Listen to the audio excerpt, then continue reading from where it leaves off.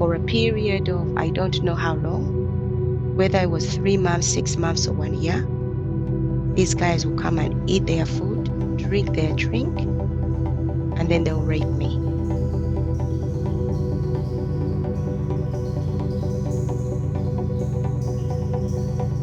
That's what my book is all about. So my book starts from there up to now. It wasn't easy time to go through. It was hard. And there are times when I wanted to run away. And I ran away and I got to this bridge. And behind me, I could see my uncle's house in the distance. And then I could see Kampala, which is the capital city, in front of me. And the voice said to me to go back.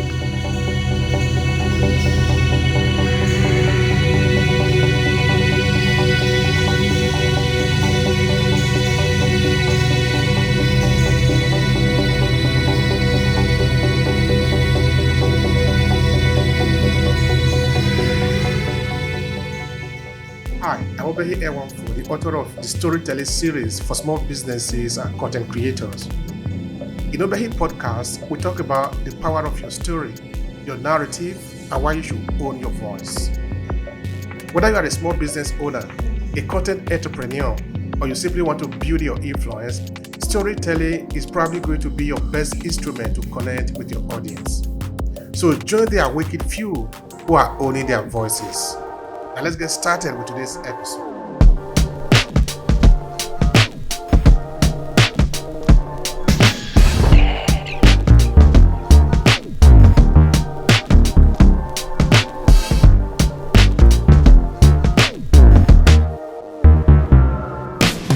Hi everybody, my name is Ruth Tebitendwa Kirabo, or Ruth T. Kirabo. I am a Ugandan. I'm also British, and I currently live in Uganda, where I'm doing ministry in a charity capacity. That's a bit about me. All right, Ruth, tell me, were you born in Uganda or in Britain? Yes, so I was born in Uganda, and I came to Britain at the age of 9. So I've grown up in Britain all my life. All right, So that's yeah, interesting. yeah. You see, this podcast actually is about storytelling. We love a lot Okay, about storytelling. Do you want to right. tell me about your infancy growing up in Uganda? What do you remember? Oh gosh, Uganda was not fun for me as a kid, as a child. Um, due to a lot of things that I went through, a lot of abuse, etc. and so forth. So it was not really. I had a fun time to begin with, and then it went really, really sour. And I think a lot of this I talk about in my book. So yeah. All right, you say you went through something. Do you want to share with us? People are interested in what you went through because that is your personal story now. Right. Basically, how can I say this? Um, yeah, let me tell you a quick story then. Let me tell you a quick story. Is that all right? It's going to take about Yeah, 10 please go minutes. ahead. We are here all for you. Amazing. So this is a quick story that happened in Uganda. There was a young lady, and this lady had 7 children. And out of 7 children, she had 4 boys, 3 girls. And her youngest daughter, she had a brain issue. And with that brain issue, it meant that she could grow physically, but she couldn't grow mentally. So mentally, her mental age was stuck at the age of around 4 and 5. But she couldn't really speak. So when you saw her on the outside, she was developing as a young girl. She was about 25 years old. But when you went to speak to her, she couldn't speak. She was like, you will say hi, and she'll be like, And her mother in Africa, they used to get up every morning and go and till the ground. And she used to take all her girls with her and amongst the other women. But whenever she took her daughter, her youngest, she'll get all the tools that they're supposed to be digging with, and she'll be playing with it and sometimes cutting herself. And while others were pulling out the weeds, she was trying to eat the weeds. And the children get, and we have women got frustrated and say, oh, for goodness sake, we can't do any work with your daughter here. So in the end, she decided she was going to leave her daughter at home. She left her daughter at home and she would leave on the veranda, and the neighbors say, don't worry, we'll keep an eye on her. And she will leave her food and her drink in one corner. And when she will come back before noon, she will find that her daughter would have eaten and drunk. But wherever she ate and drank is where she did her number one and number two.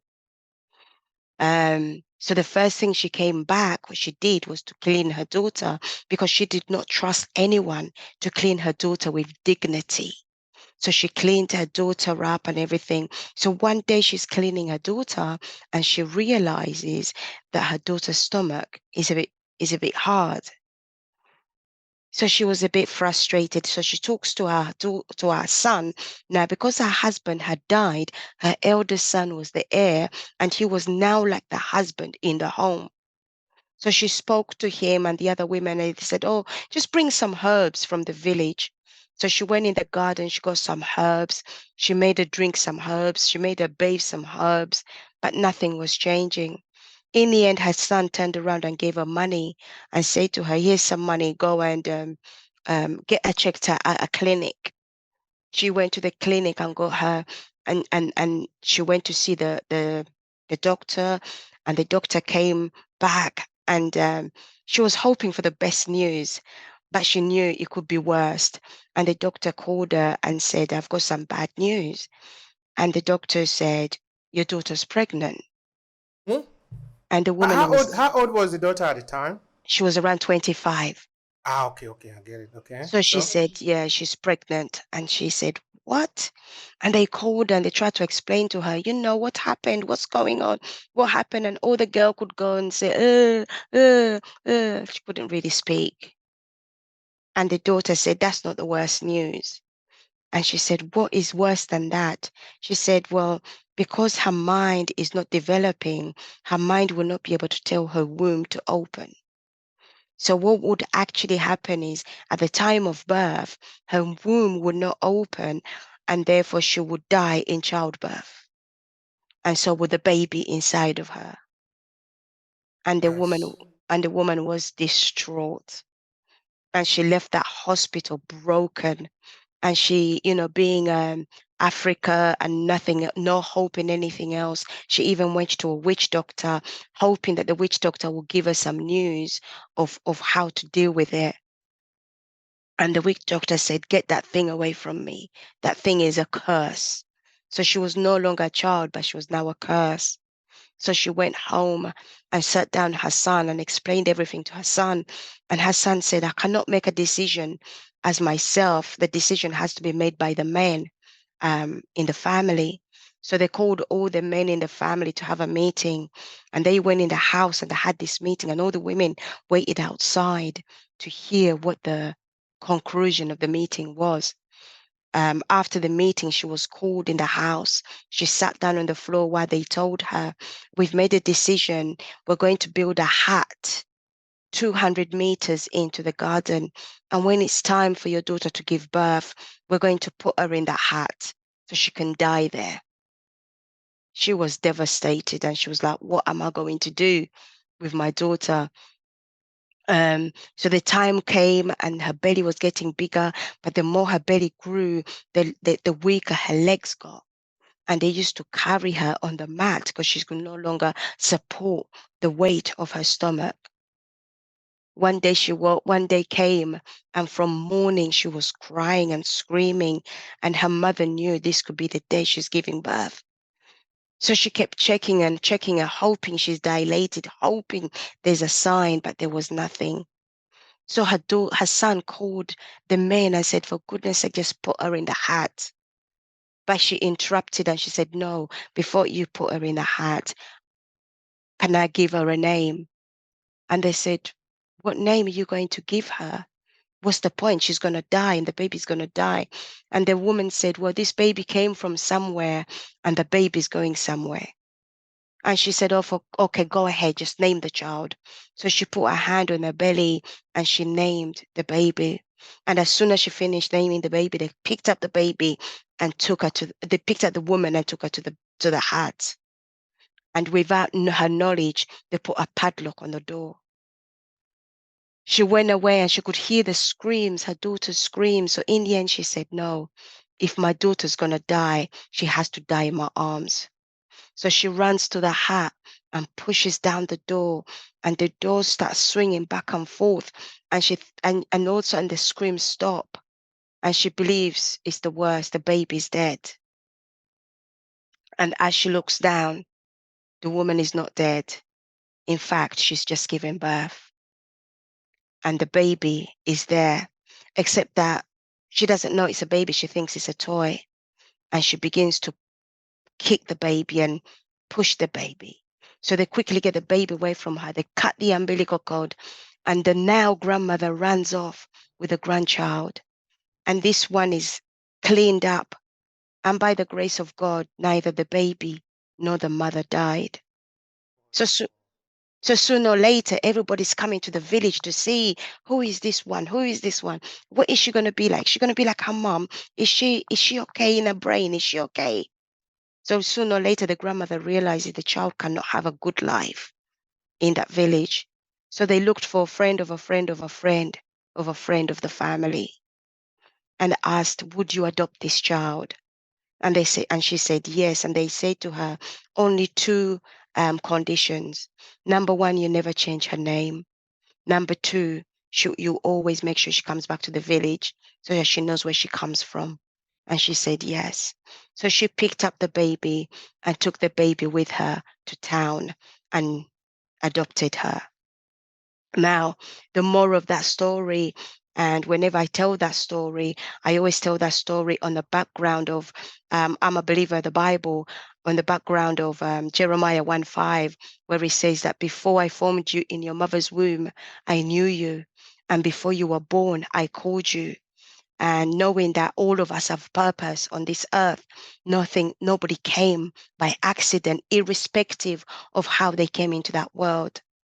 And so the baby, the name she gave the baby was Tebitendwa Kirabo. And my name is Ruth Tebitendwa Kirabo. So I'm that baby. Is that a true life story? It's very true. And that's my life story. Oh, my dear, you are a child of destiny. That is a powerful story. That's how I came on earth. That's a powerful story. Yes. That's what my book is all about. So my book starts from there up to now. I'm really like sort of blown away by the power of this story. That is so powerful. That is so Yes. powerful. You see? Amen. All right. So is that how you got to England?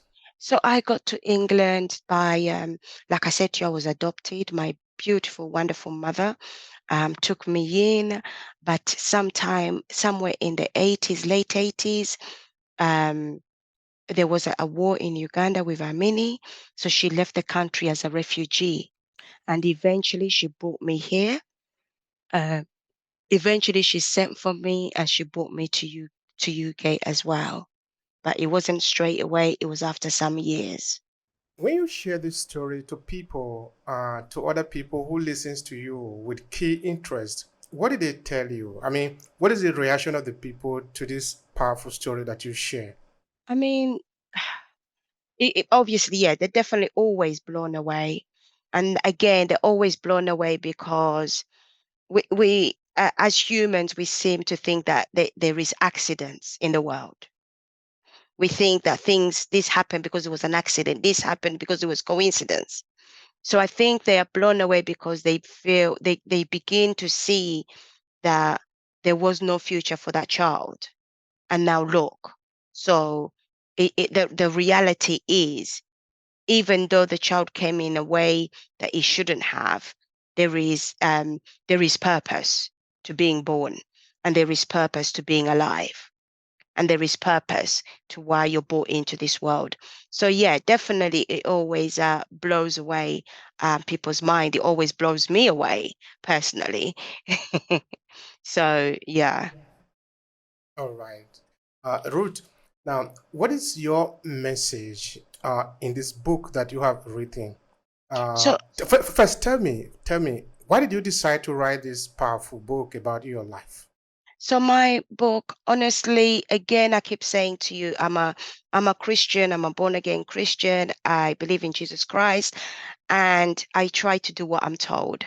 And I think having seen the way my life has taken place from my birth and the things, many things I went through that point to the fact that I should not be alive right now.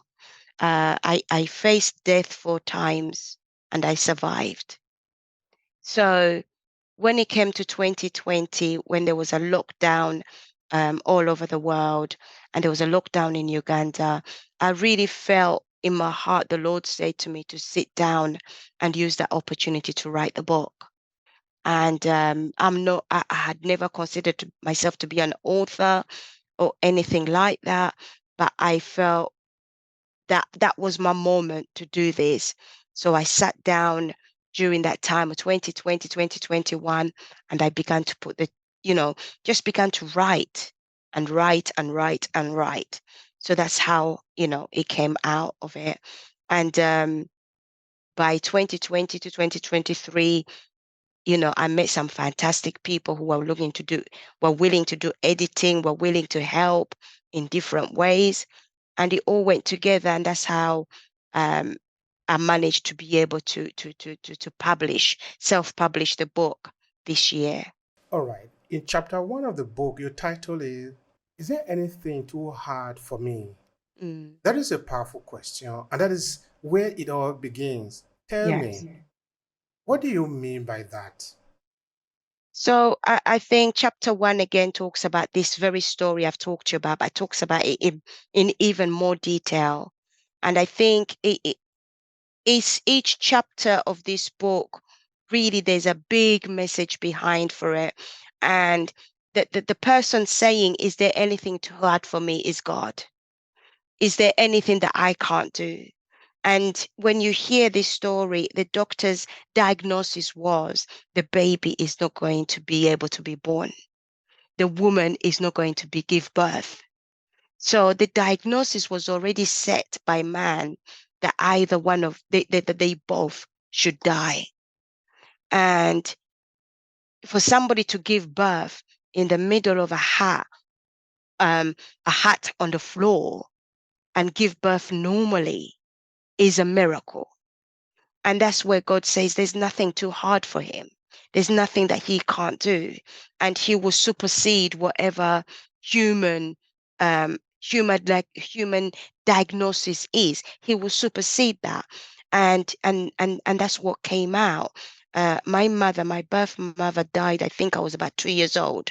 I wasn't allowed to bury, but I believe I was 2 years old. So she didn't die out of childbirth. She didn't even die out of complications of childbirth. She died afterwards as in natural death. And again, even after I was born, people knew that I wasn't going to be okay, that my mind wasn't going to be okay, that I wasn't going to grow up into a proper into the person that I am. And again, God turned that around and made it to what He wanted it to be. So I think that's why the whole chapter talks about, is there anything too hard for me? And that's what it's all about. All right. The people have predicted something, but that is not what happened at the end of the day. So That's right. I really like that very well. That is very powerful.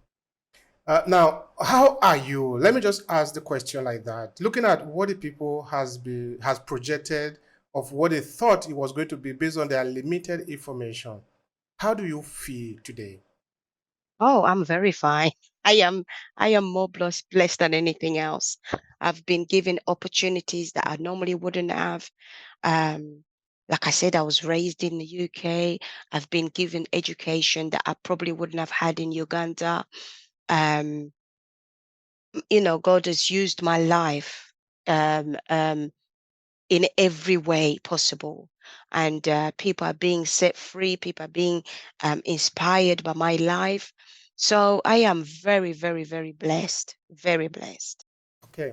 Now, if you look at this book in total, look at the entire book, there are 12 chapters in the book. The last one is Faith is Tested. When you Yes. look at this entire book, what would be the central message that you are trying to pass to the people? Because, like I said, this is a powerful story that you are telling. Mm. What is your central message? So my central message is twofold. Number one, no one, nothing in you go through is a mistake. Everything will be used. And therefore, my central message is almost for people to realize there is a purpose for every single person breathing on planet Earth. There is a purpose. There is a purpose for everybody, that for whatever, there is something that you were created to do on this earth. And I think that is my main message of this book, is that there is a purpose for us. We were all created for a reason, and there's a reason why we live, we breathe, we move. And yes, there are things we go through on that journey that come to shake us, that come to move us, that come to take us off course, but they shouldn't take us off course. Um, Let me rewind a bit and tell you a bit more on the story. Now, when my mother left UK, when my mother left for UK and she left me in Uganda, she left me with my biological uncle. So, which means he was the biological brother of my biological mother. And therefore, as far as she's concerned, she left me in good hands. And their contract was that she leaves me with him, and she will pay for my school fees and for my upkeeping and everything. And she was sending money for me. She was sending money for my fees. She was sending clothes. She was sending all these things to look after me. Now, my uncle had 4 children, a boy that was older than me, a girl that was the same age as me, and 2 girls that were younger than me. And when I moved into the family, I was the fifth child. He was married with with a wife, but my uncle, he was a very lovely man. But the only problem is when he got drunk, he was not very lovely. As soon as he got drunk, he would beat his wife senseless. When I moved in with them, I was around 7.5, something like that years old. Sooner or later, the wife left. And therefore, in that house, I went from being a part of a family, and he took me out of school and said to me I had to look after his children. And therefore, I became a maid of that school, of that home. By the age of 8, I could cook everything. I could make everything. And one of the things that my uncle, like I said, when he got drunk, there is one incident when I knew I should have died, was when he misplaced his money, and he said that he said to us as children, "Who's taken my money?" And all his children said, "No, we don't have your money, Daddy." And he turned around, he said, "Ruth, I know you have taken my money." So he sent all the other children to the bedrooms, and he asked me to go and get a stick. So I went to get a stick, and I came back to the sitting room, and he told me to strip naked.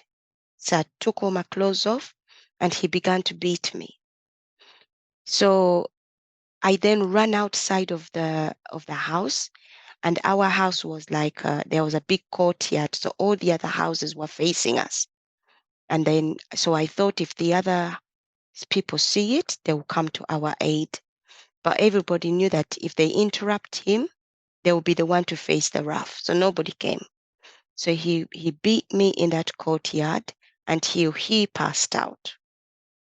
So while I was on the floor, he got up and he went and got some leaves. And he went and brought these leaves, and he said, "This is poison." And we knew it was poison because as children was told never to touch it. And he put the leaves in a little cup, and he began to mix it with water. And he said to me to drink. And he said, "Because you are lying, you're going to die. And if you don't die, I know you're a witch." So he gave me this stuff to drink, and I began to drink it. And as I began to drink it, I felt myself get dizzy and fainting. So I just collapsed on the floor, hoping that I would just die. And then when he got up, he realized I wasn't dying. He looked at me and he said, because I know you're a witch, you're going to sleep in the chicken house. You're not going to sleep with me. And up to today, I'm afraid of live chickens. So in the morning, he went out, and the children came to see me in the chicken house, and a neighbor came to tend to my wounds in the back that I couldn't get to. And the children said to me, "Oh, guess what? Daddy found his money." And I said, "Okay." And they said, "Yeah, it was in his jacket." And of course, I knew it because I didn't take the money. So that was my life growing up with him. And then eventually, I learned how to cook this meat. They call it mochomo, which is like dry roasted meat, barbecue meat. So he got two of his friends, and he would on a weekend, his two friends will come over, and they would drink, eat, and then they would leave. And my job was to prepare the food, make sure the drinks are there, prepare everything, and I would do that for them. And then one day, one of his friends was drunk, and he said to my uncle, this game of cards is boring us. We need something else to do. So my uncle said, what will you do? And his friend turned around to him and he said, give us your daughter. And my uncle stood up and said, don't you dare touch my children. And they said, no, no, no, no. We mean that one that's serving us. That one is not your own. And my uncle said, oh, hi, yes, you can have. So for a period of, I don't know how long, whether it was 3 months, 6 months, or 1 year, these guys will come and eat their food, drink their drink, and then they'll rape me. It wasn't easy time to go through. It was hard. And there are times when I wanted to run away. And I ran away, and I got to this bridge, and behind me I could see my uncle's house in the distance. And then I could see Kampala, which is the capital city, in front of me. And the voice said to me to go back. And in that time I said, why should I go back? I didn't want to go back. And the voice said, go back. And then lastly, the voice said to me, if you don't go back, you will become what they've done to you. And I didn't understand it at that point because I was only 8 years old, or 8.5, Joe, between that time. I didn't understand what that statement meant. But the voice was so different and so sweet. So I said, okay, I'll go back. So I went back, and within probably maybe a few weeks of going back, a woman turned up at my uncle's house, and she said, I've come from your mom. I'm going to take you away. And she literally took me in the car, took me to the airport, cleaned me in the airport, gave me new clothes in the airport, and put me on the plane. So that's how I ended up in the UK. And what that voice meant was that if I continue to go to Kampala, the probability was I was going to turn into a prostitute. Because that the only thing I knew then is what they were doing to me. And that's all I knew. Sorry about that. It's okay.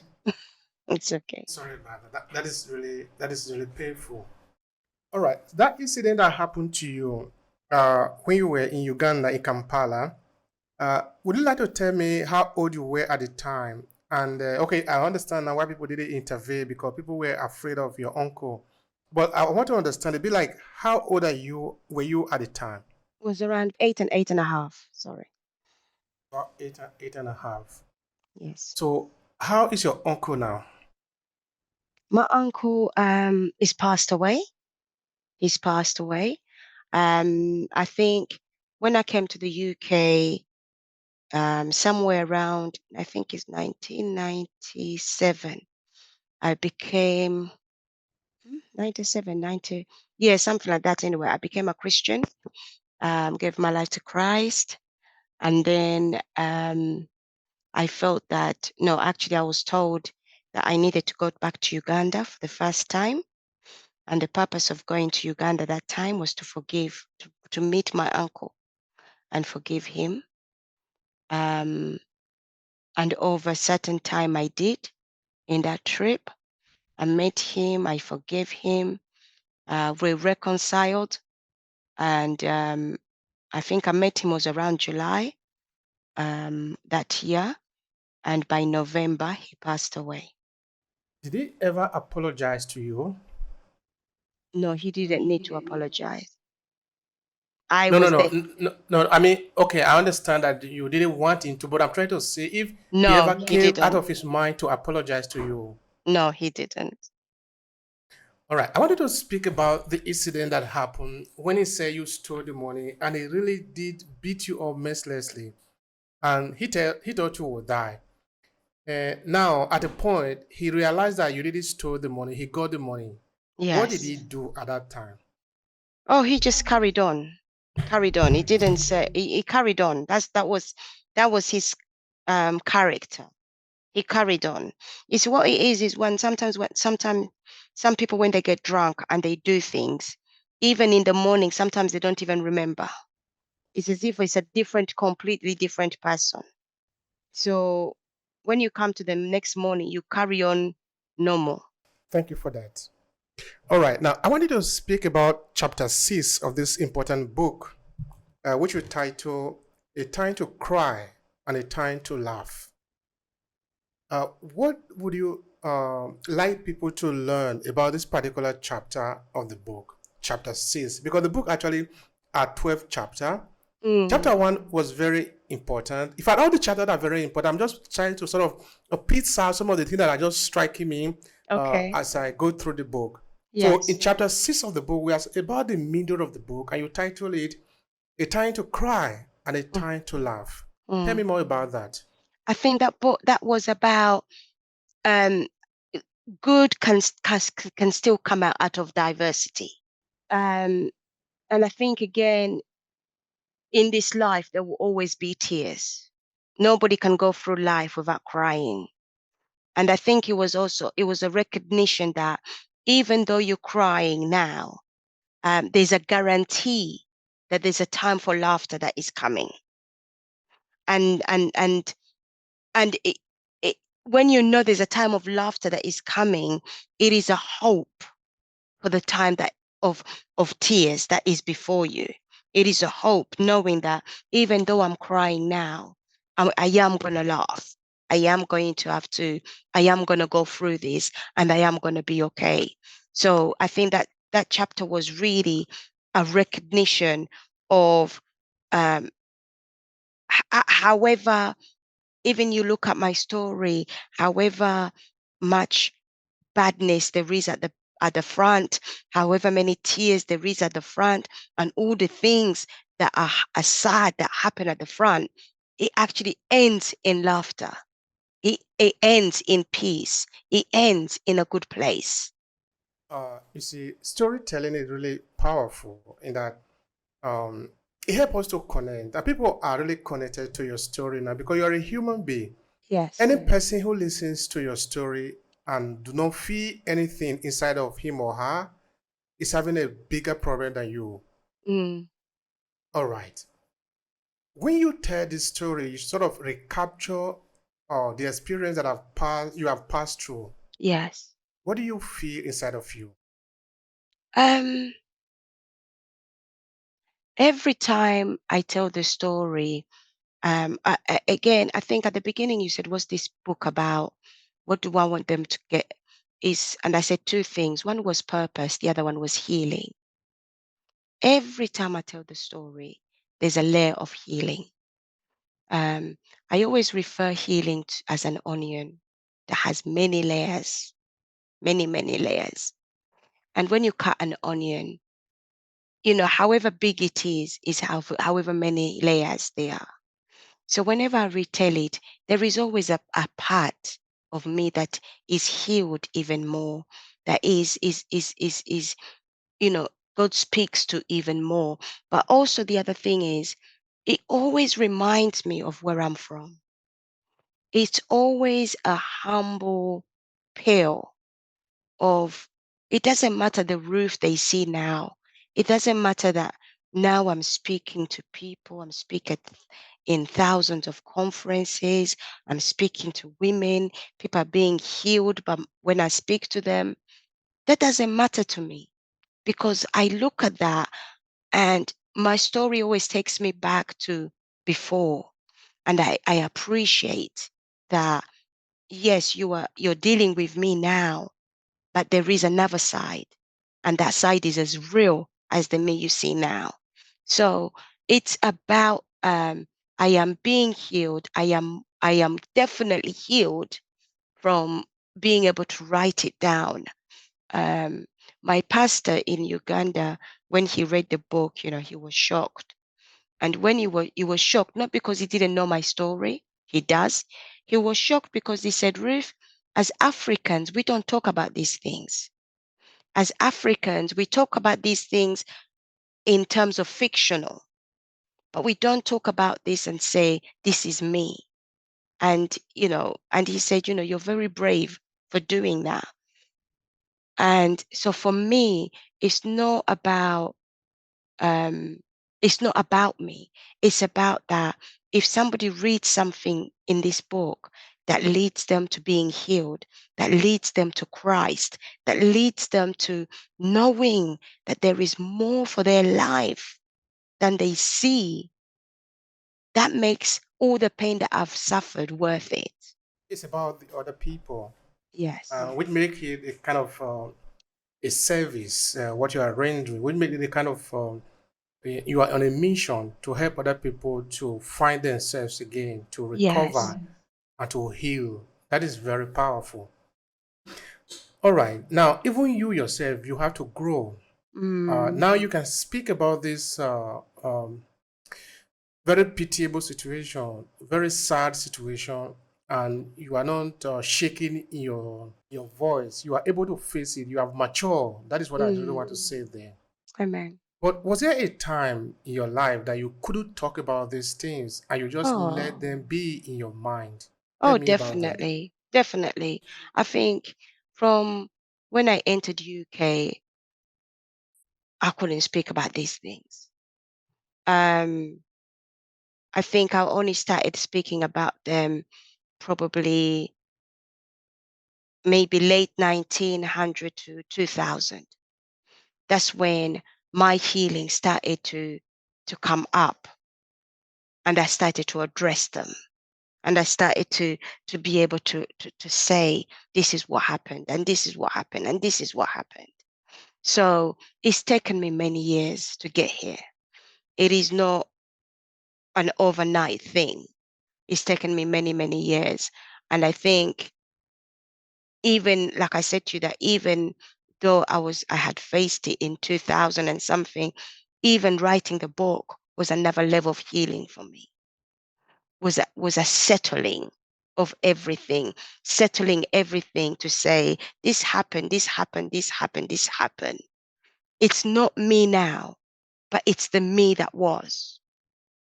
Um, So yeah, so I think you're right that it's not something that it's just happened. It's something that's happened over many years. All right. But how did you find your voice? This is something that is really very important at the end of the day.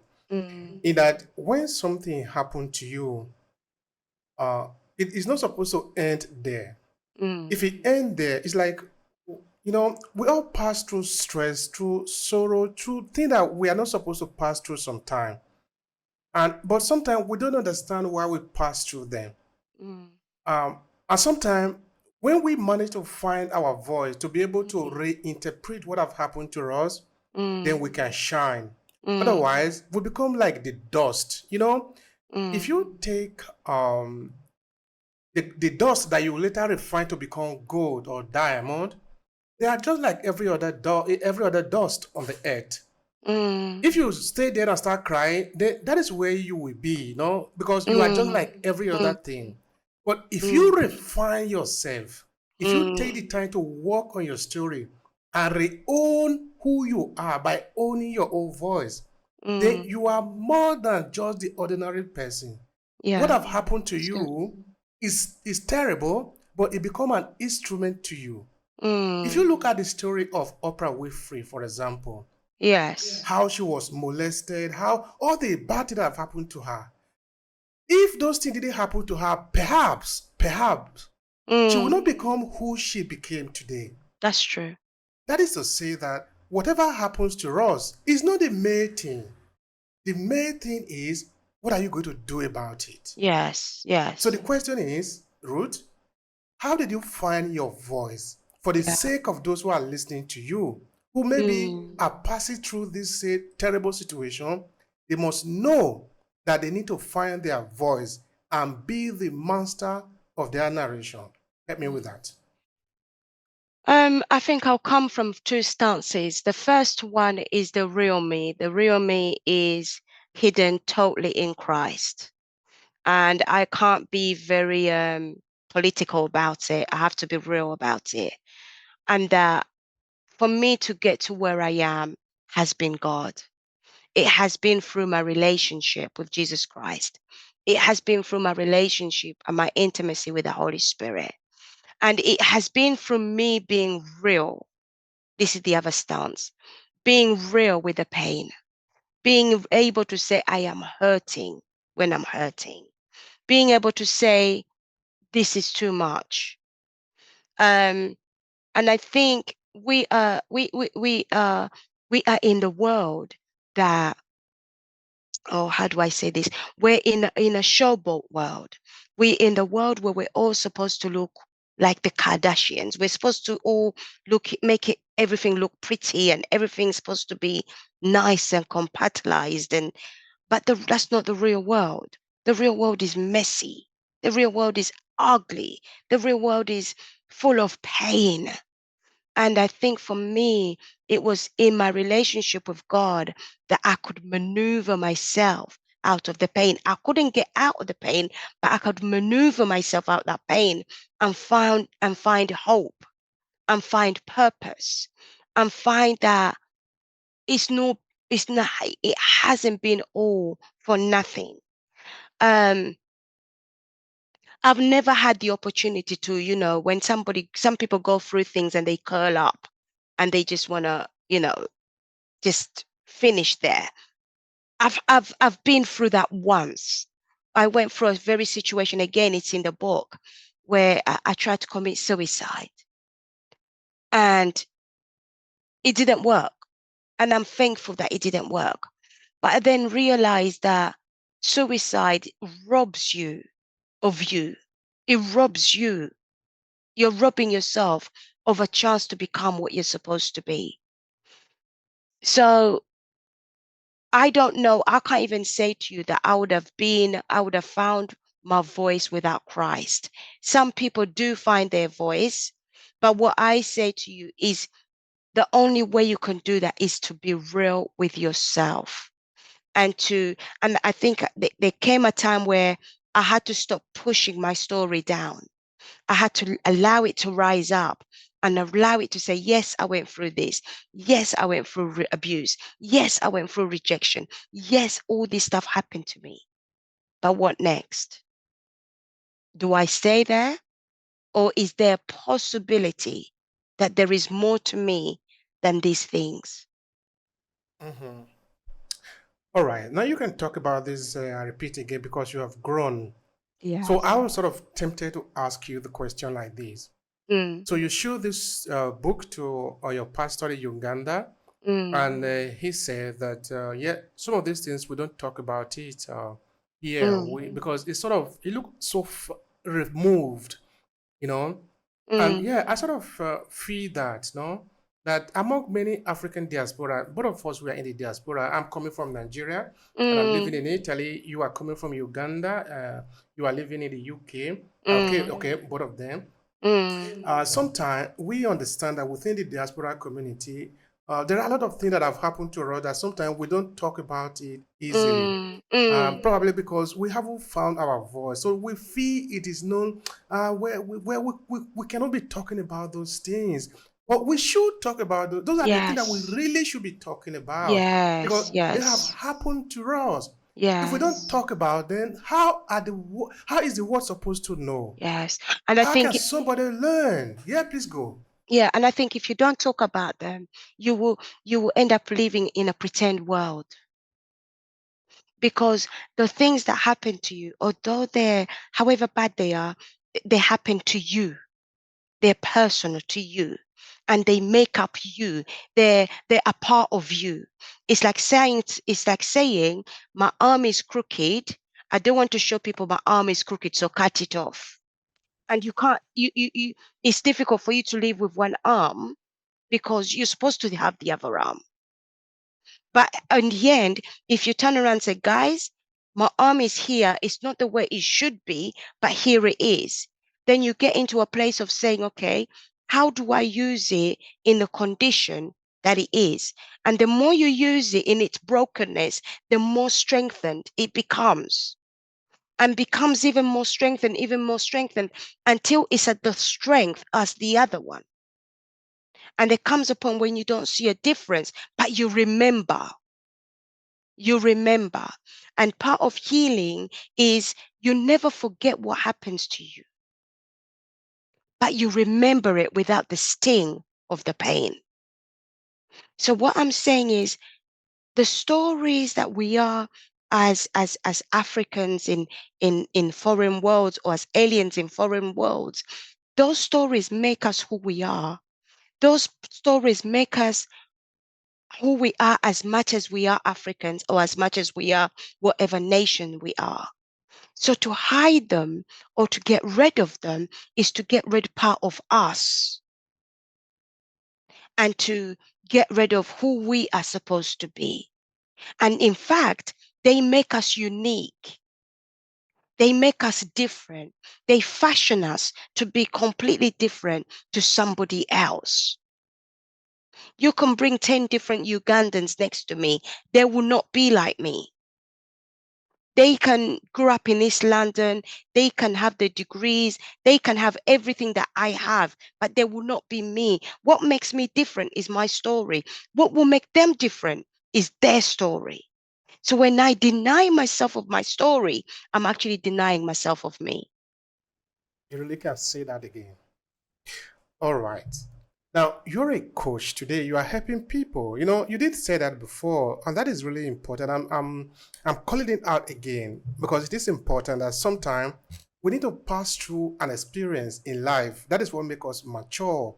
Otherwise, we are like the dust. No, you are still going to live, of course. Nobody's going to deny you existence, living. No way. But you will never amount to anything significant, anything Yes. substantial.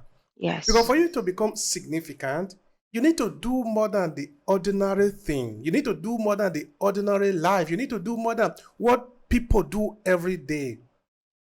It's not just about having a job. Maybe you go to university or you didn't go, or you are a master or you don't, or you are a professor, you are not.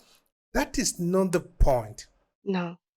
The point is you are going to do something different than every other person is doing if That's you right. want to be different from every other person.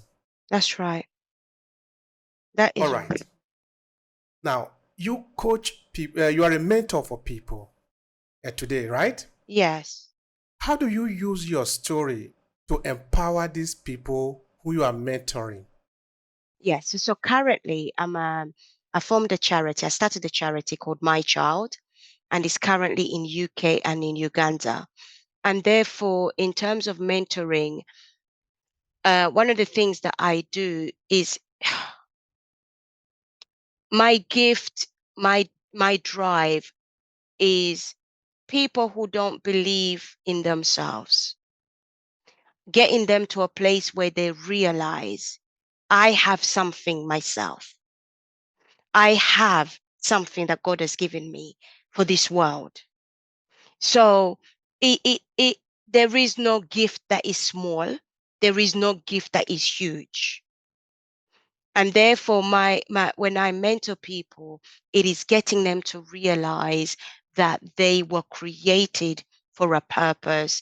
It's getting them to realize that they can do more than what than what their education limitations may be, or financial limitations may be. They can do something beyond their own limitations. So that's what I do. I put on conferences. We've had many different conferences, especially in Uganda. I'm hoping next year to do some conferences in UK. So yes, I think it's that kind of, and I work with both female and male. But it's the the the the center of what I do is getting somebody to believe and to understand that they can do more than what they feel their limitations are. Because in Africa, we seem to think that if I don't have money, I can't do this. If I don't have a degree, I can't do this. If I don't have this, I can't do this. And I think I'm there to just push them on and to make them believe and realize that they can do what they thought they couldn't do. Now, people that have listened to you to this point, they want to be able to connect with you. They want to work with you. How can they find you? Where can they find you? Where can they connect with you? So use these few seconds to promote what you are doing. Please go ahead and do that. Yeah, so if you want to get hold of me, uh, definitely the best way I think is to email me at Ruth. The easiest email is Ruth at mychilduganda.org. That's Ruth, RUTH, at my child Uganda, one word, .org. That is the easiest way to get hold of me. On the other side, you can find me on Facebook. I believe I'm on Instagram as well, under Ruth T. Kirabo. Kirabo is spelled Kirabo. So that's one way you can get hold of me. Yeah, and then also the book is going to be available on Amazon very soon. We're waiting for it to, it's been approved by Amazon. We're just waiting for it to be uploaded on Amazon. So hopefully by the time we're on air, this book should be up on Amazon as well. Thank you so much for that. All right, dear Ruth, what would be your final thought here, considering what we have discussed today, this very important story that you have shared with us? How would you like to conclude it for people that are listening to us? I conclude by saying, don't give up. Don't give up on yourself. Don't give up on your dreams. It doesn't matter how many hurdles. You've heard of the story of the guy that made the lamp, the bulb, how he tried, so many times until one day he got it. Don't give up on your story. Don't give up on who you're supposed to be as opposed to who you are right now, and that there is more for you. And just believe in yourself. Believe in yourself. And believe in God, because He's able, most definitely able. Thank you, Obehi. Thank you for having me. It has been a pleasure talking with you. This is really an important conversation. Thank you so much. If you enjoyed this podcast, please subscribe so you never miss any of our future episodes. Rate and review Obehi Podcast and share with your friends who might need it. Thank you so much for listening, and talk to you in the next episode.